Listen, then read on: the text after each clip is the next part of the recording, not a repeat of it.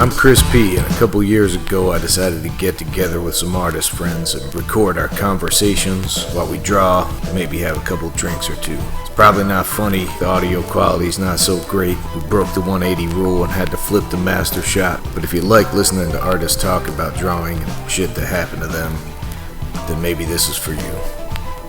It's called The Tongue and Pencil.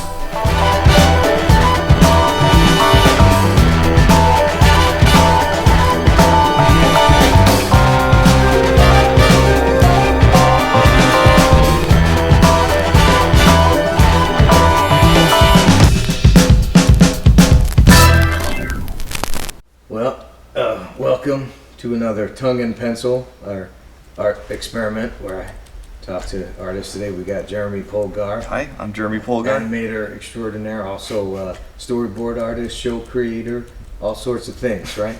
Trying. Jeremy, here's cheers. Hey, cheers. Thanks for Good to having see you, me. man. Yeah, always a pleasure. So we're going to do what we always do and draw some pictures. Yeah. Talk bullshit a little bit. Good. So feel free to start drawing whenever you want. What are you going to draw with? Tonight I'm probably going to focus on this Zebra Z Grip pen. Right on. So, Zebra Z Grip. It's protected. Like it. There's yeah. a little thing here, like one of these brushes. Nobody ever uses them. Not anymore. Brush off the paper. Yeah. I usually just like blow on the paper. There's also a bottle opener on the side if you need to open your beer. Nice. Again, Nice. it's already open. But in case you need to open it again, it's there. So I like to start off with like some kind of stupid, simple shit. Mm-hmm. Like, yeah. where are you born? Where are you from? Oh, I was born in 1984. I'm Y generation. Yeah. I'm not millennial. You're in between. Yeah, but I'm You're not ashamed. I'm not X. ashamed of the millennial Yeah. label. But Y generation, because I saw Nintendo turn into PlayStation 4. Yeah. That's how you know. That's how you know what generation you're from. Yeah. And then I grew up in a town called Merced, California. That's in the dead center of California. It's like the butthole between Modesto and Fresno, which are the two ass cheeks of the Central Valley. And there's worse places than that. But, what was that like? I liked it. There was a time to leave, but I did. I would never change it though. You know. Yeah. There's good ass cheeks. The good kind of ass cheeks. Well, no, I wasn't in the ass cheeks. I was in the butthole. The butthole. Yeah. The good kind of butthole. I guess. There's levels, I guess. Yeah. So what kind of upbringing was it? Were you like? Well, it was cool because like I was able to go outside and like do like naughty stuff with like my friends. We were skateboarding a lot. Like I was like super into skating and drawing a little bit. I mean, for me it was like a lot, but I didn't understand the commitment until like a bit later. But yeah, skateboarding was a big part of my life. That's like where I got like a lot of like freedom, I felt. Gotcha. And actually, in some ways, it kept me out of trouble as much as it got me into trouble, you know? Like, what kind of trouble did you get into? Oh, we used to like to, I mean, I guess it'd be considered vandalizing things like, yeah, like you just, you know, just like shitty kid stuff, like just like, you start small, like, you know, breaking your neighbor's shit, like pulling out light bulbs and like throwing it at their house and like throwing eggs at like your teacher's house, and like you kind of look back and you're like, you know, that teacher wasn't that bad, and like I didn't deserve that. It was like brick. It was a brick texture too, so that shit probably never came out. And then doing a lot of stuff like that as a kid. And Yeah. then you get to a certain age, you're like, man, that seemed like a reasonable thing to do. Yeah, it was like so funny too, you know. It was like super funny, and then like, you know, you start like getting out of your bounds a little bit, and then you know, then you gotta look for like marijuana and stuff, or like some weed, and like you have like the one friend that had that connection, because you know there was no like store to get that at. You had to like, you know, talk to people that you probably don't really feel like talking to, and like so yeah, we started doing that stuff, and then like it was fun for a while, but then like they started introducing some guys that actually bullied me pretty bad, like in junior high, and I was like, I can't hang with these guys. And then like my crew kind of broke up a little bit, and then they found out a harder way. Was that due to marijuana? It was just from like just hanging out with that. Like the bad crowd got a little bit too bad at one point, and I was like, I can't deal with this shit. And that's like when I flipped it around. I was just like, all right, this summer, my last summer there before I went to college to become an animation person. I focused on just like guitar. I actually focused on playing electric guitar. I had a 2-man band with my friend Dan. That's cool. Dan, the drummer, he's actually a really good drummer, and he actually still plays and has like a real band and stuff. And he's really good. And then he stuck with the guitar. Yeah, a little bit. But then like I got drumming. Yeah. The musicianship. Musicianship. You were the guitar, he was the drum. Yeah. We did like open mic night and played a couple like very small, silly shows. Like, nice. That was about it, you know. Cool. Yeah, I know what it's like when you kind of are in that like pseudo bad crowd, but it's not really bad, and then you run into the really bad guys, and you're like, because this is not fun anymore. Yeah, when I get fun, I kind of started to lose it. I had a little stint when I lived in Jersey City where I decided, I didn't really decide, it kind of came across my plate where I was like a very small-time drug dealer, right? A friend of mine had a big bag of weed, and he's like, hey, you know a bunch of weird artists and shit, can you unload this for me? And I started to, and then I was in an apartment building in Jersey City, and people were like, you got to make sure these other guys don't get wind of you. And I was like, trouble I don't starts know nothing about that. I'm fun. This is fun. And then they did, and it was like scary. And they came and they stole all our.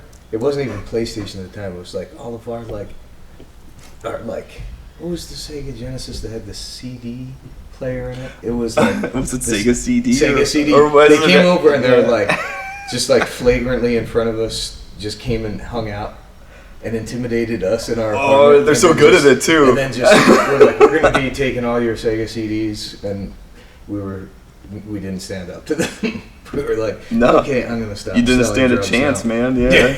That was your option. It was stand up and like just for what, and then or just like stop. Exactly. That's like when you realize you don't belong in that game. Exactly.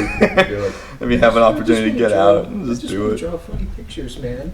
Dude, dude. Some guys were came to my house and stuff, and like were just like all they knew was that like I had like a little bit of like burnt up fucking hash that I was just sharing with like another friend. It was just garbage fucking weed, and they're just like, hey man, we'll buy it off you. It's like, no, it's not for sale. It's just like it's just a simple stat. I don't have shit. And then like, it became like one of the worst nights of my life. It really sucked. Yeah. I did not like that. So then you started digging into the arts. Yeah. So what made you get into the like drawing pictures and stuff? Well, I always liked drawing. Drawing was like always a big part. So let's step back to your pre-skateboarding, pre that stuff. Like, when did you start drawing pictures and stuff? I guess like when I was like 4, like I used to like drawing like haunted houses and mazes with like monsters in them. Like I was like set booby traps with like werewolves, and I always liked to draw Rodan busting out of an egg. Yeah. Do you remember that in that movie, in the Godzilla movies? Yeah. They have Rodan the pterodactyl motherlord just like bust out of that egg, and there's something really visceral about that image. So I kept drawing that thing over and over again, like drawing it with the harshest red I could find. I still like red. You got any of those drawings still? Good question. Probably not. Yeah. That is a shame though. That I drew that fucking thing all the time though. Yeah. Ninja Turtles and stuff. Just stuff that kids like to draw from Generation Y. Generation Y. That's pretty specific. What are the boundaries of Generation Y? What are the years? Man, okay, in my head, and everyone's gonna, not everyone, but there's gonna be a few people that are gonna argue with me, which will be really funny. And maybe I learned something from it. But I'd say no later than 87. I think 87 is the latest you can push, like really feeling it. And then after that, and then I feel like it's millennial. I think 88 on, I feel and millennial. When does it start? When's the earliest? I was 84. 84? Yeah. Is it 80? Oh, I'd say like probably like 80, 81. Yeah, I'd say that's probably about the start of it. Yeah. And I think, so Gen Y is like a small niche generation, I think. Because we got to see all that shit happen. We got to see the internet get birthed and like come into like our homes and like, you know, I had like my dad had a gateway and shit, and like gateways like I think they suck now. I don't know, but like it was like top of the line for the time. It fucking blew. And I only had a super rudimentary internet only because I was such a super computer nerd. When I was like in 7th, 8th grade, I had a modem. Yeah. But that was like 85, 86. Damn. What would you even you went do to with like that? bulletin boards, if you know what that is. No. It's like kind of like a chat room or like a forum, and but it was just all text. There was no pictures. No. At that point. Was it just like the green on black? Yeah. Or maybe it was. I had a Commodore 64, so we had 16 colors, man. Damn, that's actually even worse. Yeah, it's actually worse. I had a used Commodore 64 that my friend sold me for $200, and he had all the fucking games. And back then, we had to do like the internet wasn't good enough to give you the bootleg games. You had like a network of weird friends that you'd like trade discs with, and back then, because you're a kid, you don't have a lot of money, you end up using the hole puncher to punch the other side of the 5 1/4 inch floppy disk, so you could use both sides, which was not like good for the stability of your data storage, but good for saving money. That's cool that you even. I don't know what you're talking about. That's because you're Generation Y. Yeah. All right. So you drew pictures from when you were 4. You drew Rodin busting out of an egg. Yeah. What made you get kind of serious about it? A lot of 4-year-old kids draw. Drawing's fun, Drawings right? were But then you're like, when are you like, man, I really want to do this shit more often than I think it was like pretty. I think I was still pretty young. I think I just like was like the kid that, you know, like most people you'll talk to, I think were that kid, you know, that went into this stuff. Yeah. There's like a few cases like where they're just like, oh, I started when I was 30 and like are amazing, but yeah, most of the time people get started pretty young, I think. Like I originally wanted to get into movie magic because of the show Movie Magic. Yeah. Yeah, I loved it. I would record it, and like I was just like, I want to like do animatronics. I want to make puppets. You want to do Rodin busting out of the egg? I wanted to do that stuff, and I actually have a friend that's like really good at it now. He's stuck with that dream, but he does the like movie magic. He did the movie magic. Does he use computers? He does everything. He uses Back then everything. you were like, I'm gonna sculpt and make molds. Yeah. And shoot slow motion footage underwater. Yeah. So now then it's like computers. Yeah. So what? But then movie magic started to become.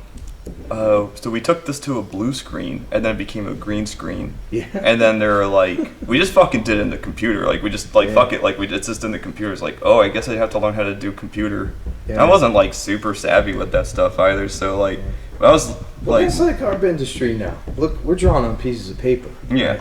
Right now? Yeah, right now. Just like but novel when do you and draw fun. on pieces of paper at work? Like when I want a break. Yeah, exactly. It's like a treat now. Yeah. It's like a stimulating brain tree because you can actually feel the texture and like, enjoy it, and you can fuck up and you can't go back, and it's good. It's good. You don't got the undo button. No. On a piece of paper. If you're lucky, you have like 2 chances to use that whiteout. Yeah, maybe an eraser, whiteout, stuff like that. Yeah. Not too many things. Yeah. Not too many. So you became that guy. Yeah. Right? Yeah. I wasn't even that good, but you know, Merced I was pretty good. High school? Where's high school? High school still in Merced. Yeah. I was in Merced up until like college. Are you like, man, I think I want to do this? Like, did you have a high school idea that you thought you could be a pro artist? Yeah, my sister didn't, but I was like pretty sure I can do. I don't know why, ego. I don't know, just like not knowing things. Like I was just like, I can do it. I was just like, if I just want to do it. No, my sister didn't want to do that, but she was actually good. She's a good artist. Like I think it's Did like she natural. shit on your dreams? Was she like? Yeah, she was Jeremy, she was a shitty sister. She was just like mean. She kind of sucked most of my childhood. Yeah. And like I don't know, she can hear that too. She'd agree. I love her now. I mean, I always loved her, but you know, like I just wanted her to be fun to hang out with. But she was like a super unfun person. What's her name? Simone Polgar.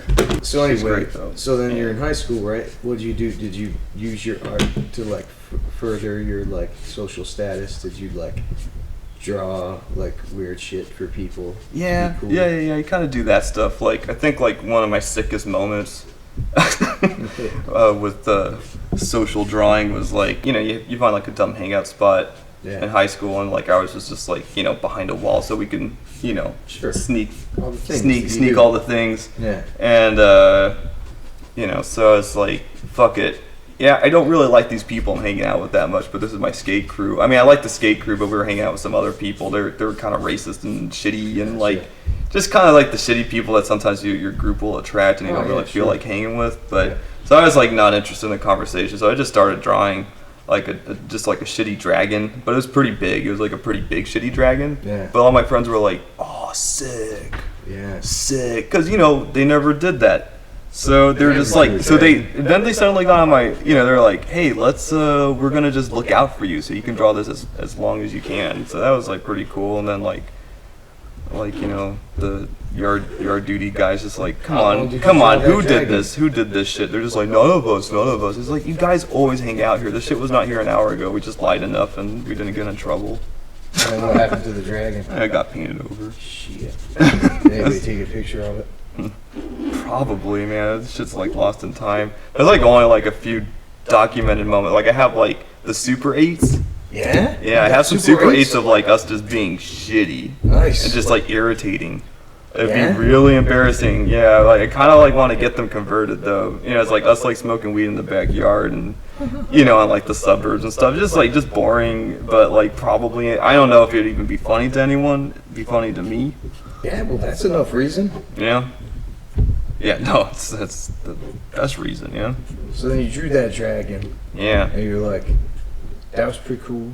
Yeah, but I mean, I already wanted to. I think I actually had ambitions. Oh, I think it was actually 8th grade. I think I actually started getting really serious about it. I was just like, I want this movie magic, or I want to do comic books. I didn't think about 2D animation until there's a magically in the Central Valley. Victor Vieira, I'll give a shout out to that guy. He was my first animation teacher. He didn't really know what he was doing. He just took a class on how to teach animation. Yeah. There's this thing called like Lightfoot Inc. Yeah. Yeah. And that guy, really nice guy. He drew good enough and stuff. And he started an after-school ROP class where we actually were doing 2D animation with like some old like VHS stuff. How old were you then? That was about 15, I think, 15, 16. Nice. So I got a little start. I got a pretty good start. Yeah. I wasn't really until college that like I think my stuff really leveled up when I could just do it all day. You know. Yeah. But this one I was doing 6 hours a week total. It's just lab time. And it was kind of difficult to do it at home. I tried to, but it was hard without the register and light table and stuff. Yeah. But I was like, oh fuck, I hated, I tried computer animation. I had a program called Ray Dream 3D, and like I couldn't get anything to happen on it. I was just like, I suck at this. I'm a big fat dumb with CG. So as soon as I took this 2D thing, I was like, oh, I'm like okay, and it's like it felt satisfying to do it, and I guess I was getting like some pretty good encouragement too. Yeah. Who was encouraging you? The teacher was, and I think my classmates thought I was like pretty good too. So yeah, it was cool. So was that so did you go to school? What did you do after the high school?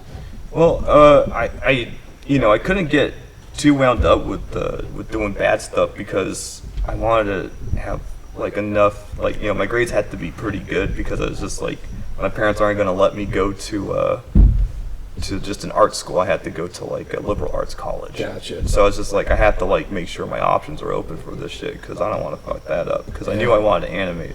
Yeah. So the one thing that was gonna hold me back was my SAT score. Oh. So I'm very anti standardized testing. Yeah. So I'm just like, I was good enough to be a student here, man. I was like, I did fine, but it's like this fucking test that really grades one type of brain was gonna fucking ruin my life, or at least set it back a little bit, or just get in the way of shit. But I got just good enough. Yeah, so you got past that, you got enough. Yeah. Did it work out? It did work out, yeah. And then I was lucky to go to Loyola Marymount University. Yeah. And at the time, it's okay program. It was not. It's I think you talk to anyone, schools, whatever you make of it. Yeah. You don't really even have to go to school to become like a great animator. Yeah. I think. 3 guys that didn't go to school? I do.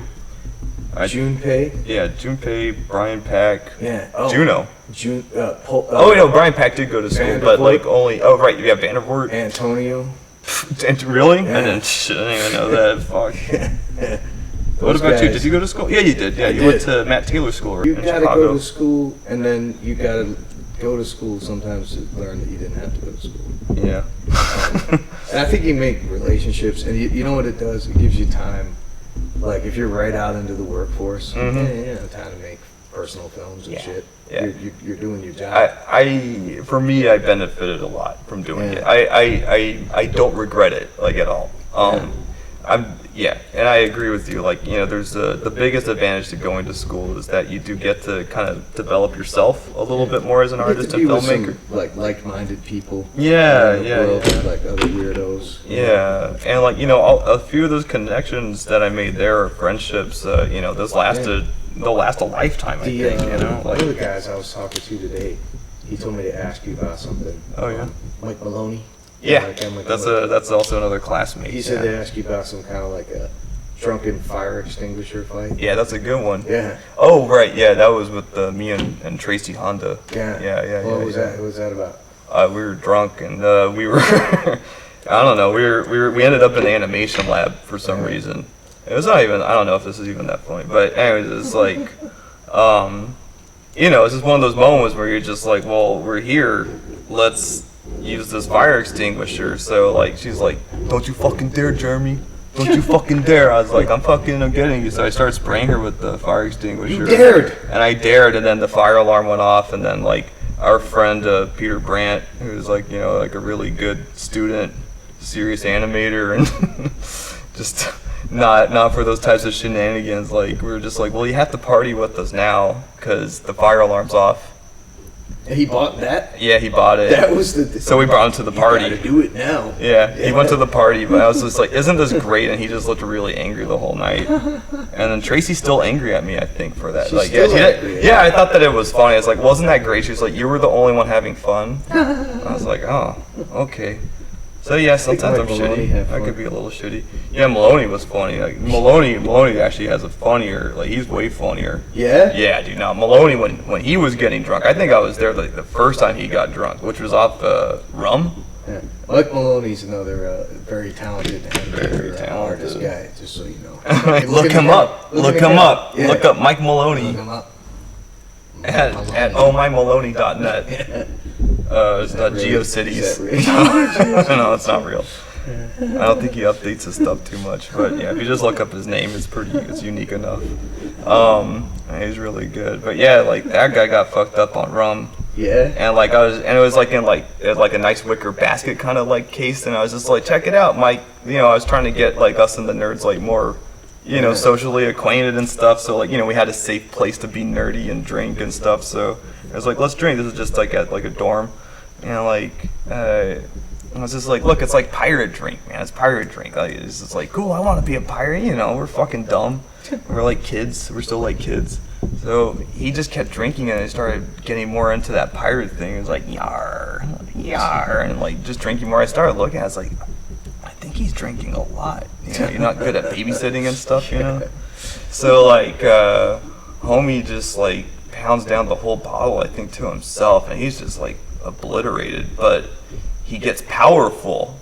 He's a powerful. He's unstoppable. Right. Powerful's an understatement. So yeah, like he was like, I want to go outside. He was like, you shouldn't. No, we're not letting you outside. And he like just muscled it. He does this thing. He'll rip off his jacket, and you don't realize it, but homie's just naturally jacked. Like he's got like some good guns under there. He's a really nice, gentle guy, but man, like he can definitely like kill a lot of things if you just had that will. And so he just like took off. He bolted off into the night. We're just like, we don't know where he is, and like we're just like, whatever, we'll just keep doing this thing. And he did. He eventually came back after we tried chasing him, but he disappears. He comes back and like homie's just like puking his guts out and stuff, of course. And like we're like, oh my god, do we have to take him to? We're freshmen. We don't know how to deal with alcohol and stuff. So like, do we have to take him to the hospital? This is weird. This is scary. But so we just like stayed up the whole night and made sure he didn't die. And then he like wakes up like around 6 in the morning. We're watching some cartoons. By the way, yeah, he's still working, and yeah, he got me my first job. I got him this job. Like everything's fine. So I was like, I wanted him to feel that hangover pain because we went through so much for him. I was just like, fuck Mike Maloney. Like I hope he wakes up regretting this, and he wakes up, he's fine. He is way better shape than all of us. No, they don't exist. Yeah. So when you're in this school, right, learning about drawing, were you primarily focusing on animation? Yeah, I actually majored in animation specifically. Yeah. So did you develop develop any theories? You got any theories on drawing, on animation? You got any wisdom? I read, my biggest animation teacher was what's it called? The Richard Williams book. Oh yeah, that's a good one. That's amazing. It has all the answers in there. So I started with that. Good one. Yeah, it's still one of the best. Yeah, so I started with that thing, and I just read that book. I definitely recommend it. You're talking about the Animator Survival Guide. Yeah, it's amazing, and like now you can actually get like the DVD of him like going through the tutorials and stuff, and you actually can see the animation, which is really cool. That's really good. But yeah, so I had a very like Western traditional ideology of animation to start with. It's like wanting to do Disney stuff. I was just like, by my senior year, I was just like, I'm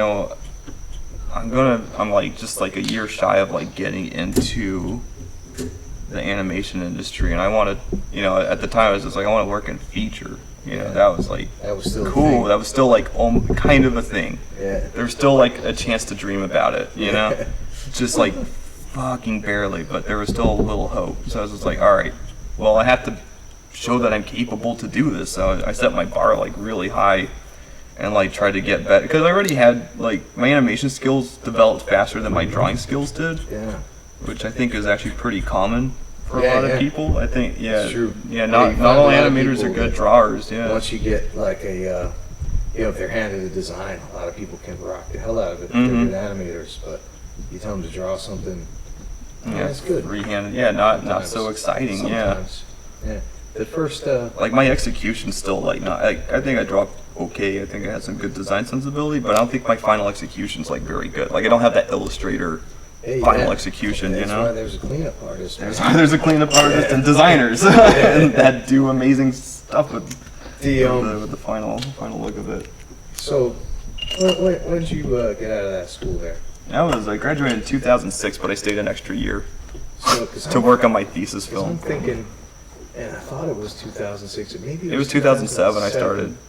But I'm trying to think of, I was at Comic-Con, which would have been July. So I don't know if July 2007 or July 2006.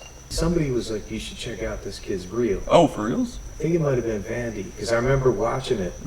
We were sitting in it, we did an Airbnb, or not, Airbnb didn't exist back then. It was like Craigslist. We got like a condo on Craigslist, and I think I was with like Keith Fay and Ryan DeLuca. Wait, was this when you guys had like the bar party? Yeah. That was the bar party. So here's, if you want to know how you got my information, I can tell you how that happened. Tell me that. I will tell you that. That's actually a more interesting story for this audience. So let's do that. Yeah. So this is how it happens. This is how it happens, and this is the importance of making connections and not burning bridges and making friendships. Yeah. Just like My Little Ponies. Friendship is forever. Is that how it goes? I'm acting like I don't know. Friendship is magic. Friendship is magic, yeah. Don't act like you don't know. I know, I do know. Anyway, what are you going to tell the kids? So, my first job I got through Mike Maloney. He just left a job at this place called Halon, which actually was doing like previs CG stuff. Yeah. And, but they also just like started like a little 2D portion of the company where we were just doing like internet cartoons for politics, and that's where I met Matt Taylor. Yeah. And Matt Taylor went off to work at Titmouse. Yeah. For Metalocalypse. That's right. And I ended up working at this place called Fantasy Prone. All right, so check it out, man. Okay, time to. This is the part when we switch it switch to drawings. This is really fun, right? Because we're just looking at our own drawings. Yeah. I don't know what you drew. You don't know what I drew. I didn't do very much. Now we're gonna switch around. Okay. You drawing mine, I drawing yours, and then you can tell me this story. Okay. You can tell everybody this story. So I just untape them and I hand it over. You hand me yours, I hand you mine. Okay. And then you tape them down, and then we'll get started again. So I try to do this thing where I leave stuff for you to fill in. Oh, look at that. That's beautiful. Use gold. I got to use the gold. I always wanted to use the gold pen. At the end, we got to remember to sign these too. Oh, right. I always forget to do that shit. So you had a bad production experience. You were Mhm. starting to talk about. How'd that go? Terrible. They could only get funding if they turned in an episode. So it was a catch-22. It's like they couldn't pay their workers unless the thing was done. So like, yeah, they kept making all these weird deals with people. I was just like, listen, it's actually cheaper for me to just like not work at all. Yeah. And just like go home and just draw. So like, you know, I was able to get them to cough up a couple paychecks here and there, but like, yeah, you like really had to fight for it. And they had like a shitty lawyer that was there like almost every day at a certain point because we started to kind of like unionize, and we are just like, we need pay and this and that, and like it was crazy. Wow. Yeah, it was getting like really aggressive. So Matt Taylor calls me up at some point, and I'm just like, I missed you, and he's like, I missed you too, bro. I got news. You should check out this place called Titmouse. It's really cool. I was like, oh yeah.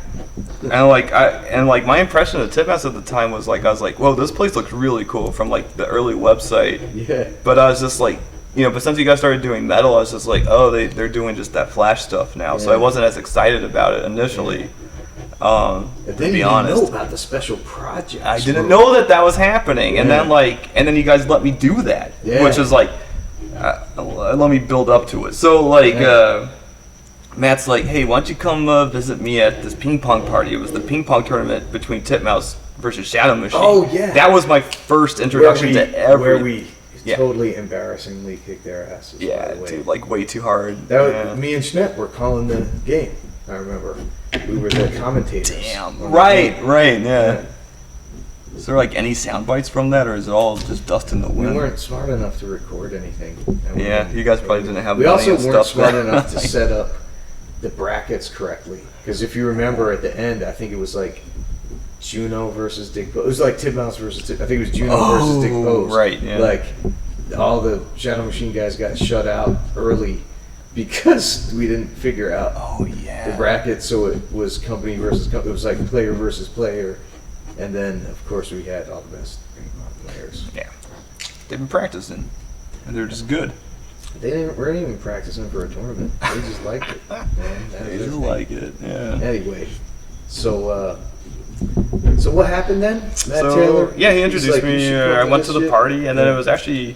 I had a really nicely made portfolio and DVD. I had everything, like I had the covers matching and stuff, and that was like trickier thing to do back in the day. Yeah, but like I had it. I had the branding. I did it.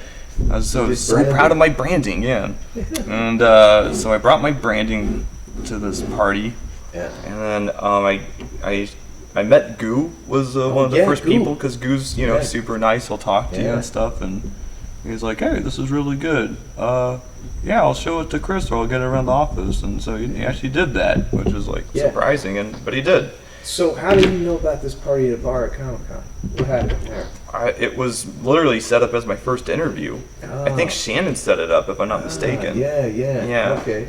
I think Shannon called me up, and she's like, hey, are you going to Comic-Con? I was like, who's not? Yeah. And like, which now if you ask me, I'm like, no, I'm not. I'm not going unless I'm on a panel. I'm never going again. But yeah, so she was like, hey, we're going to this bar. It's like, and like I was just like, man, this place is like my right level of maturity. And like, I'm just like, yeah, they still like the party. I still feel young. I want to work, but I also want to like be shitty. And like, and drink and feel young and whatever. So this place was like perfect for fostering all those things I wanted, and you guys did amazing work, or you guys still do amazing work. So I met at this bar. I was like, this is cool, and like she was just like, cool. So yeah, we'll see you for reals like on Tuesday. I think I met you briefly there, right? Yeah. And so I remember. Yeah, then I wrote the first interview too. I remember someone giving it was like a week after. real to me. Was it the DVD? It had to have been the the DVD at yeah. the time, right? It had to be. And I was watching it on a laptop. I remember Vandy being the guy to recommend you. I don't know how that happened. Whatever, maybe he saw it first or something. A big compliment. But I remember me and Keith Fay and Ryan DeLuca, like maybe going back to our like Craigslist like condo and like smoking a bowl and watching your reel and being like, yeah, we should hire this guy. That sounds right. So All that sounds 100%. I was not there, but that sounds 100%. Yeah. That is the way it was done. Yeah. Yeah. And so it was written. So then you started up, and you started in the zombie room. I think? Started in the zombie room. Yeah. Yeah. The little dark room. I was there with Allison Craig, Anthony Andrade, and Ryan DeLuca. Yeah, man. And I forgot. That was a fun room. I think Mike Roush was in there. Yeah. And a few alternating tables. But yeah, it was a really fun room. It was a really good room to get introduced to. And remember, we had you on a lot of like weirdo stuff back then. Right? Yeah. Whatever. You guys were probably trying me out a little bit. I honestly thought that I was just gonna do the one job and then I was gonna be like, well, that was fun. What was the first gig you wrote? It was the one with the surfer. What was that? Fusion TV? Is that what? Or Fuel TV? Fuel TV. Yeah, with the Anthony Gonzalez, I think, is the artist. Roy Gonzalez. Roy Gonzalez. Yeah. No, yeah, cool style. That gig. That was a cool style. It was a really fun. That's still like actually one of my most favorite projects I've ever done. Some real cartoony shit. Yeah, it was really cartoony. It really pushed you on the cartoony. Yeah, and like I thought that's what a cartoon was. Yeah. Like or had to be, so I was like, cool, like I was like really ready for that particular job. So I think it's pretty. And you guys actually gave, but I also had like a really nice schedule too, though. Like that one, like probably had like a really cush. You had enough time to actually do your job. Yeah, I had enough time to do my job. Yeah, which I really needed. You know, being green. You know. Yeah, because then after that, like we. Like, I remember you working on that Josh Mudd pilot. Yeah, that was a lot of fun, too. There was I'm trying to think of some of those early jobs. I remember because you were an idealistic young lad at the time who didn't understand the business side of things. I didn't want anything to know about it either. Could you animate this shot from this, like, Chuckee Cheese commercial? You bombed did a great job, and you were like, man, like, please don't do this Chuckee Cheese commercial. You guys are better than this. I did. I was so shitty. I mean, I was kind of right, but like that was like just like the wrong fucking mentality. You didn't get the job anyway. No, I didn't get the job. I fucked up the job because my head was in the wrong space. You were just like, look, you were like, I animated him before. This is what they want to see. I was just like, whatever. I'm gonna do it the way I want to see it. I was just like, there's no way this is what they really want. There's no way that like 100 people, 100-person committee that brands this one rat knows what they want. It was my mentality. Yeah. And like you're just like, look, he's like kind of like effeminate. He's kind of androgynous. I was just like, I'm gonna draw him like fucking like masculine. I'm gonna like when he gives a thumbs up, he's gonna fucking mean it. You know, like I had him like come up and he rears up and he's like, boy, like does like a forced perspective like push, and like I animated his stupid ears flopping, which is probably like a fucking big no. I probably drew him fucking wrong too. Dude, that design was fucking ugly, dude. Oh, it's ruined. Yeah, I could suck it up now. It'd be fine. Like I could just turn it off and do it. But like then I was just like, no, it should look better. And so yeah, sorry, you guys didn't get that gig. I definitely fucked it up. Like legit. Like you guys were probably lost a little Skrilla for that. My apologies. There's enough to go around. Yeah, but you know, I learned a lesson there though. I did take it with the what is that? That's when you take it with a grain of salt, right? Yeah. So you worked on when did you move into the special projects room? Do you remember that? Yeah, it was. That was a room with like Juno and GK and Dave Vanderbilt. That changed my life. Which were like the superstars. Yeah. Not only of the studio, but like of like people who know these guys. They're kind of like they got good they're reputation. Like weirdly like held secrets in the animation world. Like Ryan and Juno and Vandy, like why aren't people writing books about those guys? I know. Because maybe it's because they don't have giant egos. I don't know. It probably is that.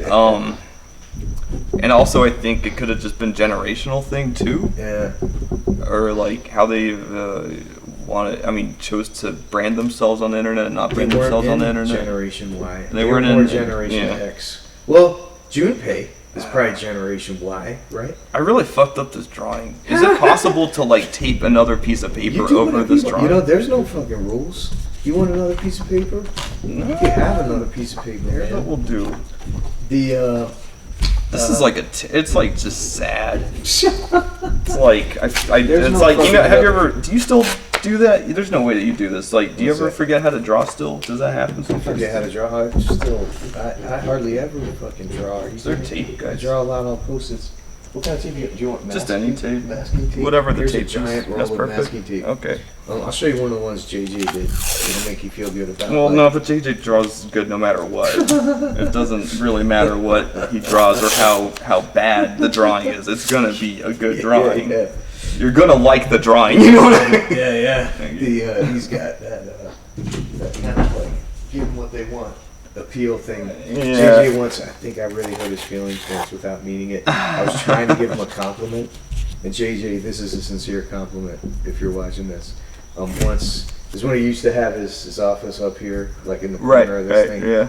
And I was talking about his art to someone else. That's probably the to someone else is probably why I got why I bummed him out. And I've since apologized for it. But I described his art as not being sophisticated. How like I was saying, It's like crude. I was or like like it's visceral. cool. It's Yeah. badass, and it's all these other things, but it's not sophisticated. But I think all he heard was it's not sophisticated. Oh yeah, that's the natural art That's the ego. artist That's the way. artist ego. Like this, like not in like It was the meant to be a inflated sense. compliment. It's just like like it just hurts. That any of that stuff hurts. Yeah. Everyone takes that shit the wrong way, man. But yeah, man. So you're in the special projects. Right? Yeah, I got to go on the special Guitar Hero projects. stuff. You I think worked on Guitar pretty Hero- much all those, right? Yeah, I worked on all the Guitar Heroes from minus the very first one that you guys did with the Vanderboard animating that stuff, which is still I think it's still my favorite one. Was that one? I mean, Vandy's he's a singular entity in the animation world. Like people don't get it unless you really. No, dude, if you're, it's like you know how people are like it's like if you're like a guitarist, right? And then people go into the minutia of these like weird superstar guitarists and they listen to some weird like Yngwie Malmsteen or like a Joe Satriani, and most people are like, "That's boring. I don't get it." But like super guitar guys are like, "You don't understand. You don't understand how good it is." Nobody gets it. That's how good Vandy is. He's just, he's so good it's over your head. Subtlety and shit. Yeah.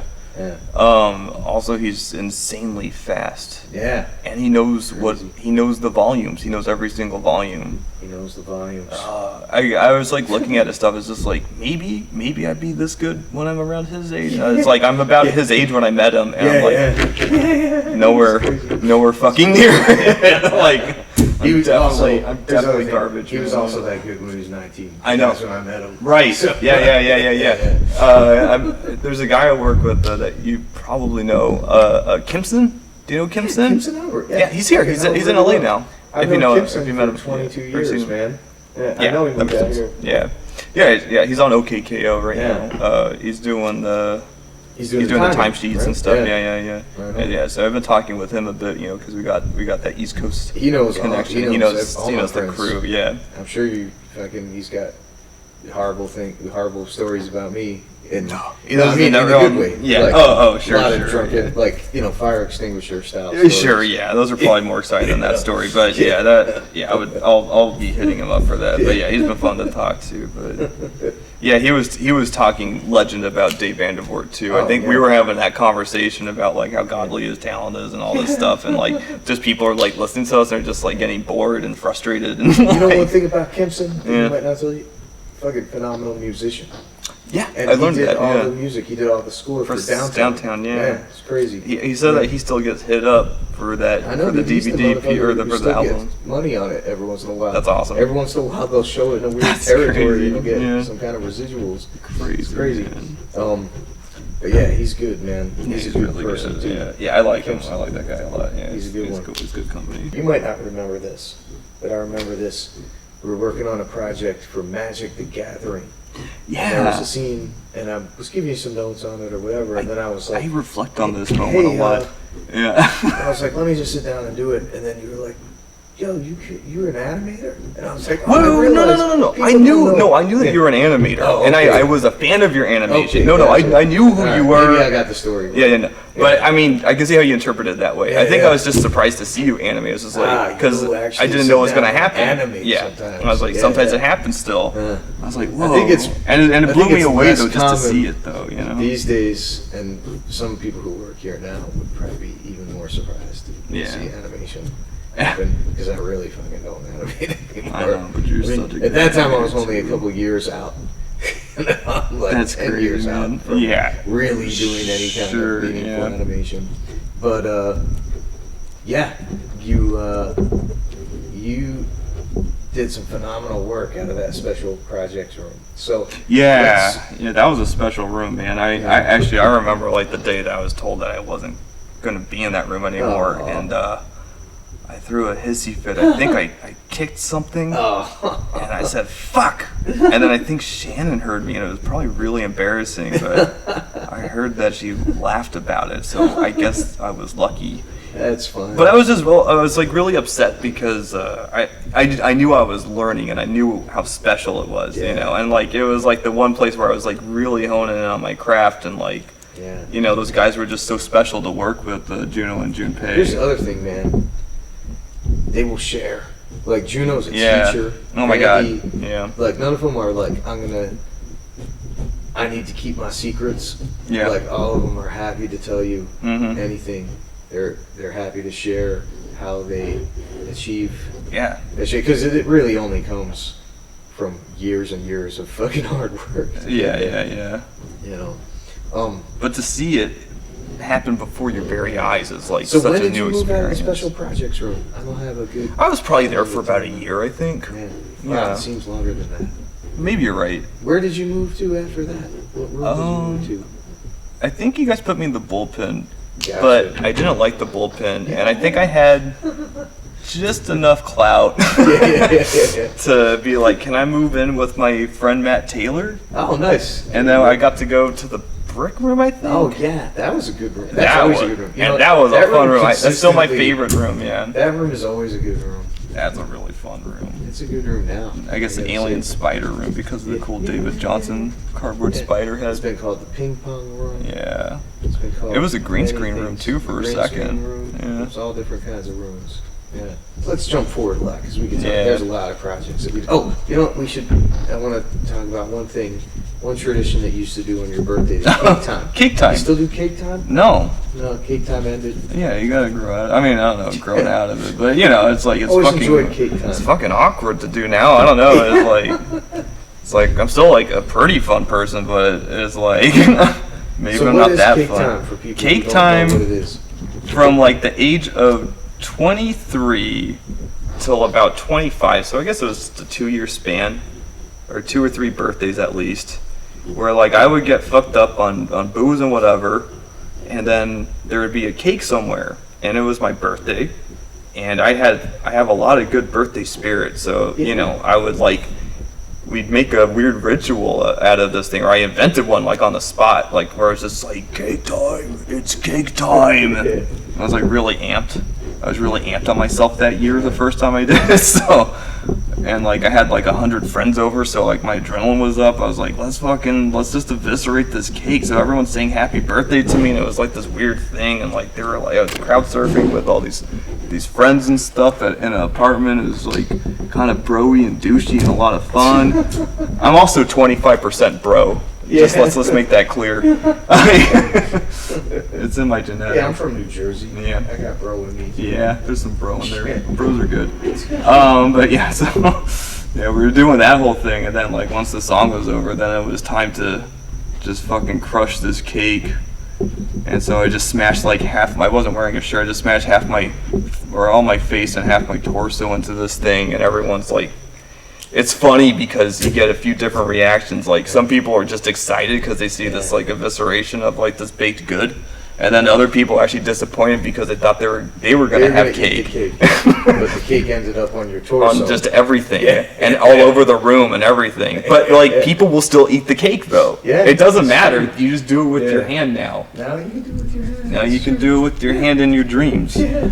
But I so remember you doing it. we did Really one here. Cake time performance in the parking lot. I honestly didn't want to. You didn't want to? No, I didn't want to anymore. Because of the peer pressure? I did. You seem like to enjoy it. You didn't do that. I know. Really. Well, it would have been a lot more miserable to do a sad one. I was like, there was a social obligation to everyone. I would have loved to do the sad. No, dude, that shit would have been like one of those like awful memories that you keep revisiting and wish were different. I'm glad that is not what happened. But yeah, I mean, it was okay. It turned out okay. It was okay. I think it's okay, man. I kind of sensed that in the back of my brain because I remember we showed something at one of the frapples. Oh yeah, you're just like, can I put it online? I was like, and then I was like, and I liked the video yeah, too. I was like, you know what? Yeah, don't worry, we will never show this to anyone. I know. Well, you were polite enough to ask what you could do with it. I was like, and I knew I was kind of bitching out a little bit by being I don't want it, but who wants to? Who wants to celebrate your sadness? Except for the entire internet. Which is exactly why you don't want to do it. It could become viral as like a thing, like where they're just like, isn't it satisfying just to smash cakes on you? And some people jack off to it, and some cake fart. Yeah. Matt Taylor just sent me a link to a cake fart video for my birthday this year. There you go. Yeah. Nice. That's awesome. It was. Is your birthday recent? Yeah, it's April 1st. Nice. Just happened. April Fool's Day. That's April Fool's Day. What a good birthday. I like that. Especially for an animator. Yeah, it's perfect, man. So anyway, so you continued to be a super rock star of animation. At Titmouse, you animated some of the most memorable scenes from Motor City. We put you onto that Turbo, and I could tell you weren't into that. I wasn't into it. I was my brain started to shift get out of here. Yeah. And then you went on to cool jobs like Teen Titans and other stuff. Talk about what you've been up to. Well, Teen Titans is a lot of fun. I did enjoy that project a lot. It was I kind of got into like another position, like where I still don't think of myself as a very good board artist. I keep getting hired for it now. I'm like the boss of board artists, which oddly enough makes more sense than me boarding full time. It's weird because I can plus a board really well, and I can give notes on it, like really boring technical ones, like this is wrong, or I think this would be better, and like I'll see some weird shit that other people don't. But but with the Titans job though, it was like a really great introduction to go from full-time animation to boarding, because a lot of it is very animated. Have you ever seen those storyboards? Animators make great board artists. They do. First of all, they ain't afraid of drawing pictures. No. Animators just like, board artists are like, I gotta do so many panels in a week. And animators like, I only have to do this many drawings. This is nothing. Yeah. But also, I actually found that I think I was actually drawing more to some degree as a board artist. Because you gotta draw. You have to draw everything. Yeah, I think that in some ways, compared to like being in a TV pipeline, I think that you actually get more line mileage out of boarding than you do as an animator. Well, look at that, folks. You draw more drawings as a storyboard artist. Yeah, I don't know if I should say that or not, but like I think you do though. I'm like, these days, board artists are really challenged these days. I think the situation is gonna correct itself at some point. It is. But it's like there's a lot of weight on a storyboard pen. There used to be a lot of positions. I'm like way too impressed by storyboards. They look too good. Oh, we're almost at the end. Oh no! I can't fucking believe it. All right. Anyway, so you're on OKKO now. Yeah, I'm on OKKO. By the time this shit goes on the internet or whatever, that shit will be on TV. Yeah. And it's it's actually I'm still technically supposed to, but soon. Soon enough, man. Yeah, by the time it's on, it'll be fine. I want to talk to you a little bit about your Japan trip and Analog On before we sign off. So, yeah. It's your personal project. So I was developing this thing called Analog On since 2010. Yeah, I got to see very early. You got to see some early stuff on very early stuff, and like it was actually inspired by the thought of making my own thing was inspired from like I don't know if I should bring this up, but like when you guys were talking about maybe doing that reality TV show, and you're just like, if you guys win, then you can make a thing. I was like, I want to make a fucking thing. Like I got like really bent on the that naive part of my brain, like got really excited, but it was good though because it gave me a jumping part. It's just like, well, what would I make if I got to make something? And like I was developing this other thing, and it was actually Juno that was like, I was like sharing him this idea. Is like, why don't you try, I don't know where the fuck this came from. I think it was actually from an artist called Yell.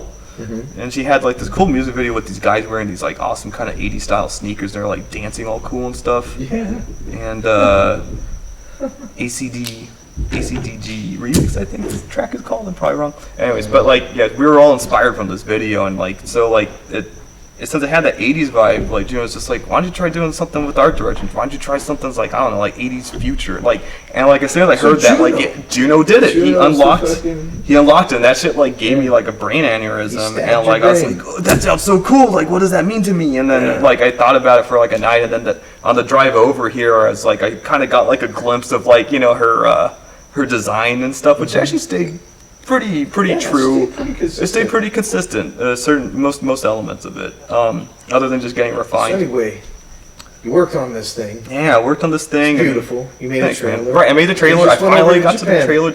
I made a trailer. I made a Bible. I have a whole Jamie Vickers Bible. and all the fucking guys you met. Yeah. Jamie Vickers is a really interesting guy. He's gonna be here in April, late April. So you should have him on the show. Do this.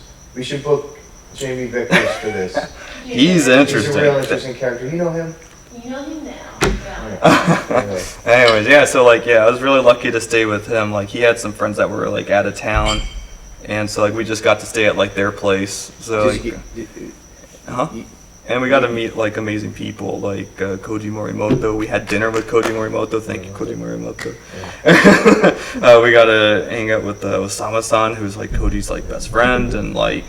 We just had a very casual drink. What did he tell you? Probably something if you're going to interesting. animate something coming in from the foreground, from the side of the frame, it's going real fast, like a missile, or a guy flying, or something, right? Here's the camera. It's coming in from the foreground and going way into the distance, right? When you time that, what do you learn as a Western animator, right? Make it go fast at the beginning and slow at the end. Yeah. He's like, that first drawing, put on for 3 or 4 frames. Yeah. Crazy. Fucking crazy, and it works feels great. so good. They break the system, and like Jamie was actually introducing me to that kind of. What Jamie told me was, instead of going this way, try going that way, and it actually made sense. The advice. That way. He is good at going that way. So you met all these guys. You get a little sick over there. Guy. I did get sick. Yeah, I got poo-poo sick. Definitely got the poo-poo sick. Right on. I went to the doctor. Oh, this is a good story. This is like a perfect Titmouse story. So like, I go to the doctor, and I was just like, "Hey, doctor, I think I'm bleeding out of my asshole," and that's not funny, I guess. But he's just like, okay. So lie down on this bed. And I was like, okay. He's like, now turn around. I'm gonna put my finger in your butt. He laughed. He was giggling. He laughed. Even the doctors. The culture laughing. seems so shy there that Here's the people thing. like they're still giggling, and he did it. And I was like, okay. He's like, there's no funny. blood. Yeah. Bubbles are still funny. That was my first time. Right. So anyway, Yeah. we're gonna wrap it up. Okay. This went by so fast. Yeah, dude. Really enjoyed drawing pictures with you, bullshitting with you. You got anything? This is gonna. Who knows when the fuck we're gonna finish these? You got anything you want to plug? Who knows? Who knows what this is gonna? Who knows what this is gonna be on? You got a blog? You got a Tumblr? Yeah, Tumblr will still exist. If you want to see more of my stuff or whatever my public updates are, I would check out jpolgar1.tumblr.com, and I think that's the coolest place to see my stuff. And that's Well, cheers, you'll know what I'm up to at that time. Thanks for doing it. Absolutely. Now, Cheers. I'm gonna sign this. You sign that, and then we'll sign each other's drawings, and then we have it finished. Okay, so should I put like my name like by my dumb drawing up here? You put it Oh wherever no! you want, because I'm signing this and I'm signing that. You sign this, and you know, Okay. sign that, and then we both signed them successfully. Here we go. We did it. Did we do it?